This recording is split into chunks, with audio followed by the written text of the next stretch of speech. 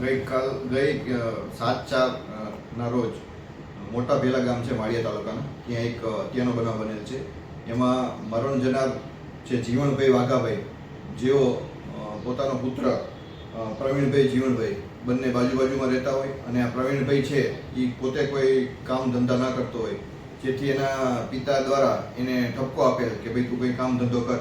એ બાબતે એને લાગી આવતા પોતાના ઘર પાસે કુવાડી હોય, કુવાડી લઈ અને એને પગમાં ઘા મારી અને એના જે પિતાશ્રી છે એને જીવણભાઈ વાઘાભાઈની ગંભીર ઇજાઓ કરી એનું મૃત્યુ જાય છે. એમાં ગઈકાલે સદરુ ગુનાના કામેના આરોપી પ્રવીણભાઈ જીવણભાઈ કોળીને ધરપકડ કરી કાયદેસરની કાર્યવાહી કરી તપાસ માળિયા મિયાણા પોલીસ સ્ટેશનના પીઆઈ કે દરબાર ચલાવી રહ્યા છે.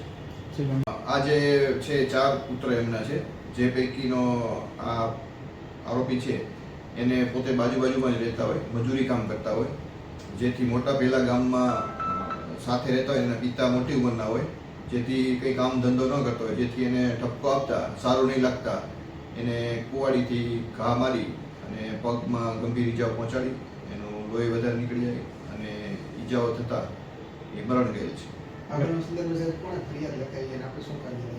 હા, એના બીજા ભાઈ છે એમ દ્વારા ફરિયાદ લખાવી છે અને એ બાબતે અમે તાત્કાલિક ત્યાંથી એને લગતા સાયન્ટિફિક પુરાવા પણ લેવામાં આવેલ છે અને આ કામ એના આરોપી છે એની ગઈકાલે ધરપકડ કરવામાં આવી.